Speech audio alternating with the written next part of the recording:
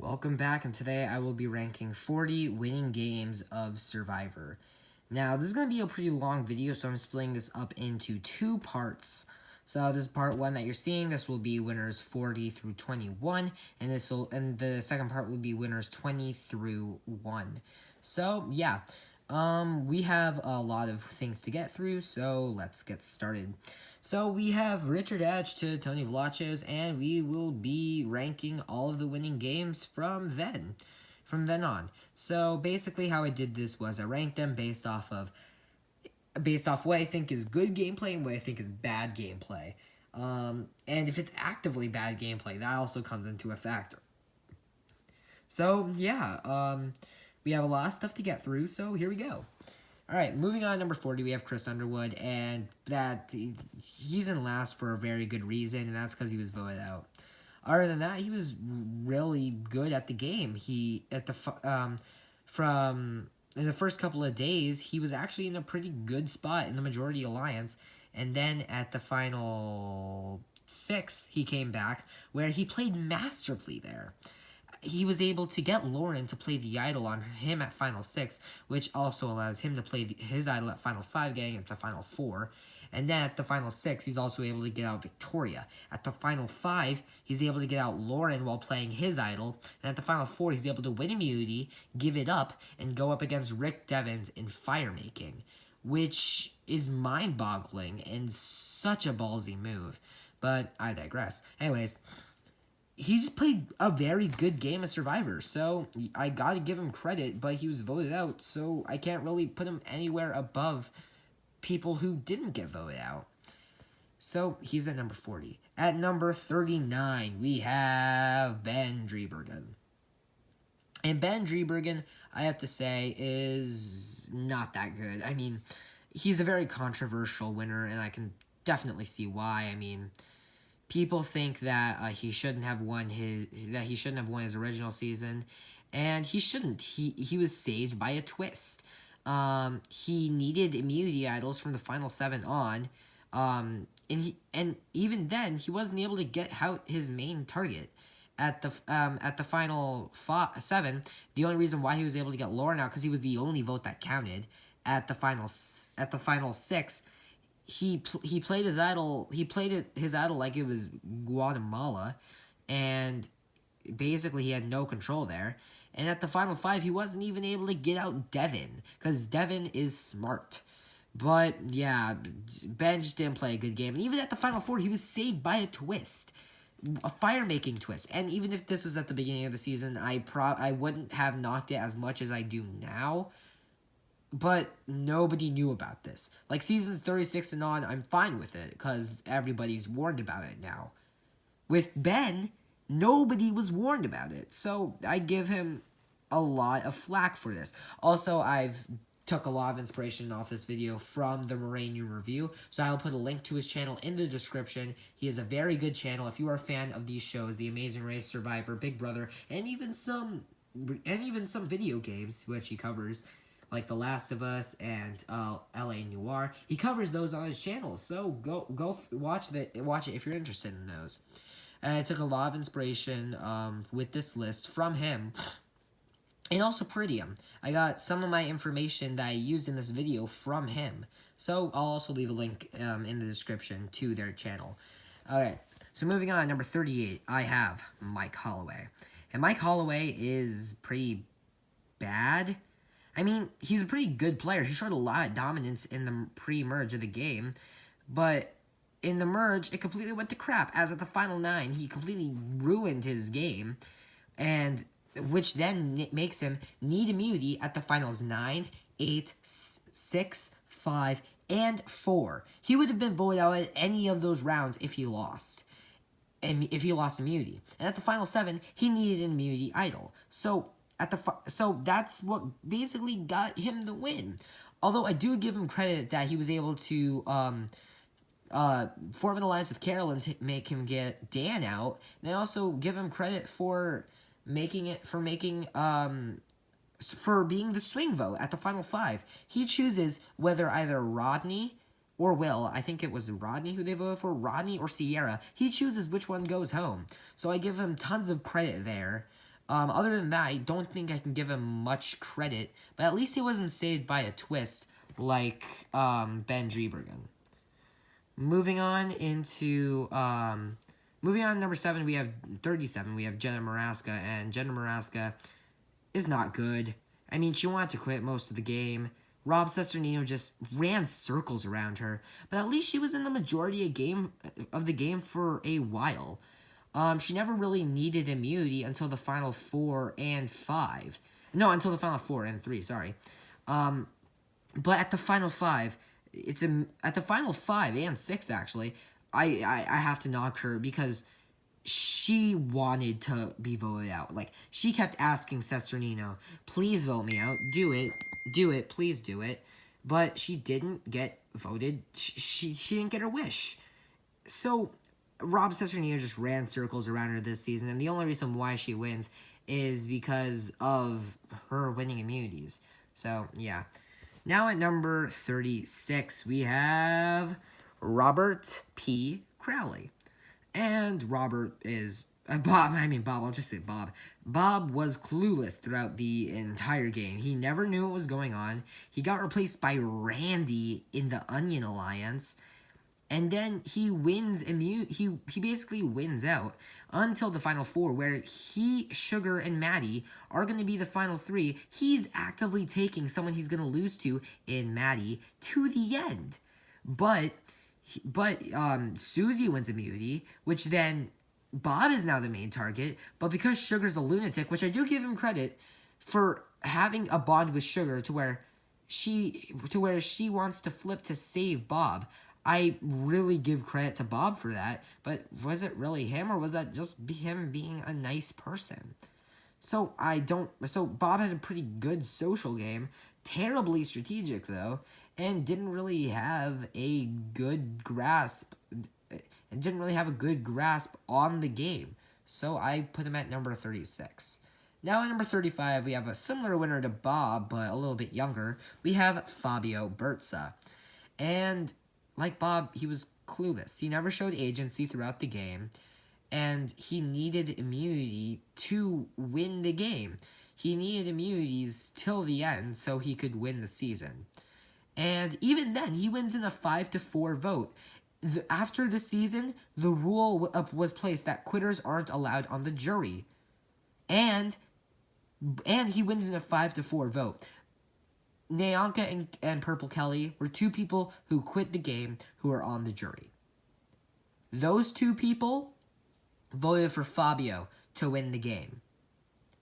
If they were removed from the jury, like the Game of Survivor now states, he loses the game in a 4-3 vote, which is a massive flaw. But I do put him above Bob, just because he had a better social game than him, I believe. Like, a lot of people liked him throughout the game. So, yeah. Anyways, at number 34, we have Amber Burkich. And what can I say? She followed Boston Rob throughout the season. She never wanted to flip on Boston Rob. But the only reason why she wins is because Sheehan doesn't know what was happening. So that's also a really big problem. She wasn't using Rob as a meat shield, like Natalie White does.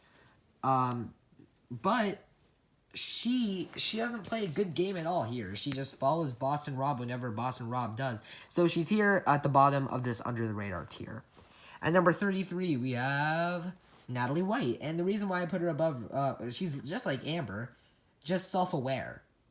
And she knows that she didn't play a dominant game. She actively didn't want to play a dominant game, which she didn't do. So that's why I put her above Amber, just because she's a little bit more self-aware. Moving on, number 32, we have the Sepia Tower. And she didn't really do anything for me. She didn't really do anything in the game at all. She basically just followed Boston Rob and Sean throughout the game and do whatever they did. But I do give her credit at the tribe swap where she formed bonds with the Row 2-4 to where if they go to tribal at all, she probably won't get voted out. So I do give her credit there. And at the and then once we get into the merge, she turns on Rob, so she's not in the minority. But then she's in the minority of the majority alliance, to where she's out of the vote with Sean. She has to win immunity at the final 4. And then at the final 3, she turns on her alliance with Kathy, where Nalia wins immunity and votes out Kathy, to where she wins the game in a 4-3 vote. There's a lot wrong with her game, but there's also a bit of good in her game. So I do put her above Natalie White and Amber Burkage, as I couldn't really find really any positivities in their game at all, but they could find a couple things with Sepia. So here she is at number 32. Now at number 31, we have Sophie Clark. And I mean, this is not including her Survivor Winners at War game. If any of these contestants returned in another season, or were in any other season, those games aren't counting here. So Sophie Clark obviously was the winner of Survivor South Pacific, and obviously played really well in Survivor Winners at War. But guess what? We're not ranking the Winners at War. She played very... I honestly think she's delusional about her game in Survivor South Pacific. I mean, she thinks that her and Albert were actively controlling the game, and that Coach was their meat shield, which is completely false, as we've seen that multiple times, that Coach actually had some agency in that game. Was able to rope in Cochran, was able to rope in Edna. So I don't believe that Sophie and Albert were these absolute masterminds. But I do give her credit for being able to be a good emotional manipulator. I don't really know if this was intentional or not, but she cries a lot in South Pacific, both in tribal councils and the final tribal council, which obviously panders to the jury. So yeah. Anyways, moving on to number 30, we have Michelle Fitzgerald, and I mean, she didn't really do anything. She most likely is voted out in the beginning of Go Wrong if they lose a challenge, but they don't. She probably will be. She probably was going to be voted out at the final. She probably was going to be voted out at the final 5, but Joe happened. And she just really didn't do anything throughout the game except be a follower. But I do think that she is a little bit more self-aware than Sophie. So that's why I put Michelle over Sophie. Yeah. Moving on, number 29, we have Denise Staples. And Denise Staples, this is the start of a new tier, because this is a tier that I like to call second in command. Because Denise technically was a second in command player. She was a second in command player to Malcolm, who dominated the season. And Denise didn't really do much strategically. She made a lot of enemies with Abby Marie, and the only reason why she gets Abby Marie's vote at the end was not because of her, oh, she played a fantastic game, was because she was staying next to Scoopin and Lisa. So, yeah, you can obviously see that she obviously didn't play that well. I mean, Malcolm made most of the decisions for her. So, yeah. At number 28, we have Dania Boatwright, and I love Dania Boatwright as both a player, and I just love her as a player. At the final, she wins with her social game. At the final, at the final 4, she's able to make at the final 6, she's able to make bonds with Rafe and Stephanie, win immunity there to save her for another round, and then is able to convince them to get Judd out, convince them to get Cindy out, convince them to get Lydia, who was never going to win the final immunity challenge, out of the game, where she's able to win final immunity, take out Rafe, who is a threat to win the game, and basically win in a 6-1 vote. I give her so much credit for that. She didn't play a dominant game, though. She was never really in control. I think she was in a bit of control in the pre-merge, but not a lot, so yeah. Anyways, moving on to number 27, we have Artis Bushkauskas.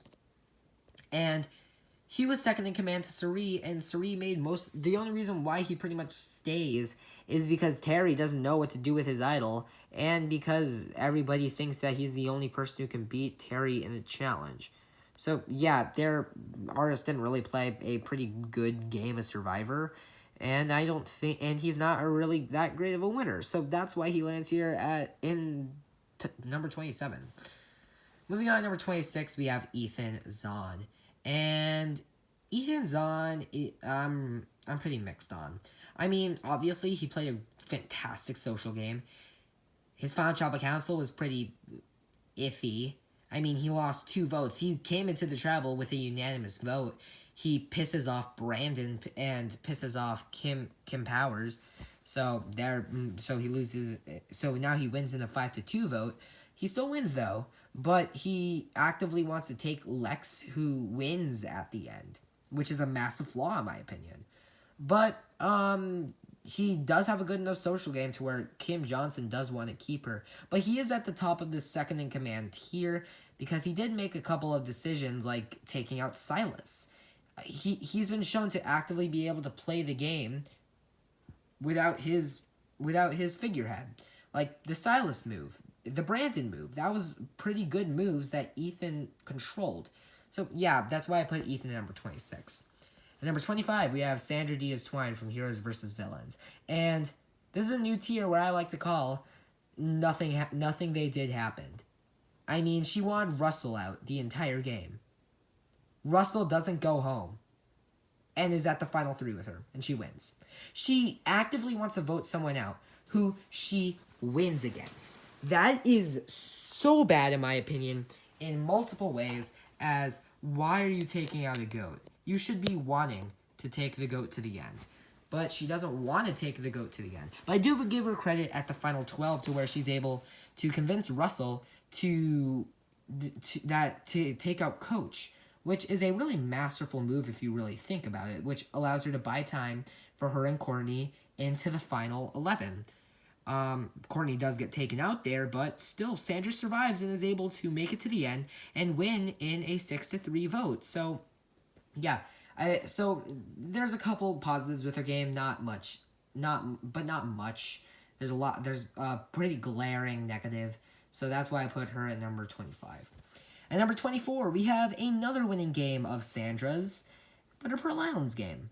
It's basically like that, but with Johnny Fairplay. But the reason why I put this game higher than that one is because she's actually able to get Johnny Fairplay out. Because, I mean, he doesn't really get her out. That's more of Lillian being a weirdo. But she's still able to get Johnny Fairplay out. And I do think she possibly wins against Johnny Fairplay. I do think it's close, though. But I do think she still pulls out the win. But she didn't play a good game here at all. And at number 23, we have a person whose plans never really worked out until the very end, and that's Adam Klein. And the reason why I put him above both Sandra's games is because he's actually able to get the person out while convincing him. I mean, he takes the person out way too late at the final 4, but at least he's able to get this person out of the game. So yeah, he had a lot of flack throughout the game, and I think he was just way too cocky throughout the game. Obviously, he was outside the Mari vote. He was blindsided by he actually controlled the Figgy vote. And he actively puts himself in a bad position with the minority to where now both the minority hates him and the majority doesn't trust him. So he doesn't really have a lot of goods in his game, but not a ton of negatives. But some glaring negatives. I shouldn't say not much negatives. But he does have a positive, but he doesn't have a negative either. But he does have a ton of negatives too. So that's why he lands here in the bottom half in number 23. At number 22, we have Chris Daugherty. And you guys may be saying, why the hell is Chris Daugherty here? But hear me out. He actively puts himself in a bad position at the merge by voting out somebody who probably doesn't work with him and John and Kenny, but still, I mean, he could have tried.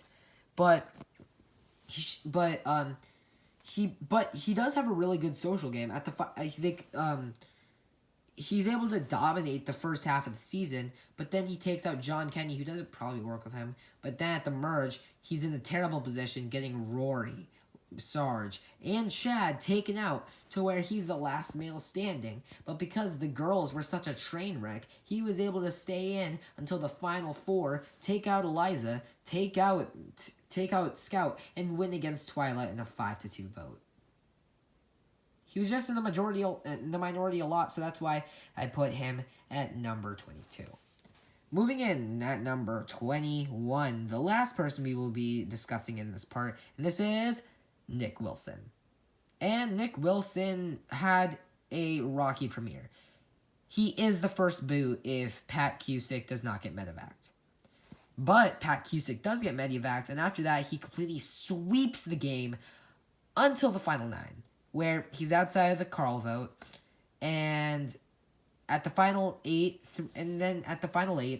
he doesn't know what's going on at the Gabby vote. He tries to get Christian out, doesn't happen. He's finally able to get Christian out at the final 7. He's outside of the Davey vote. Probably the next to go if he doesn't win immunity, but guess what? He wins immunity. And after he wins immunity, they're able to get out Allison, and then he takes Angelina, which is the obvious choice, and gets to the end with Mike, someone who he doesn't want at the end, but wins with him in a 7-3 vote. So yeah, he has a bit of glaring flaws, but not too bad to where he's going to be at the very bottom. He did need to win a couple of immunities. He was also out of a couple votes, but, I mean, final 19-9, that's 10 rounds of absolute dominance. I mean, the final 12 round, where it's a minority vote split, is one of the smartest moves in Survivor history. So that's why I put him at number 21. Anyways, that's it for today. I will see you all next week with numbers 20 through 1. Anyways, I'll see you all next time. Bye-bye.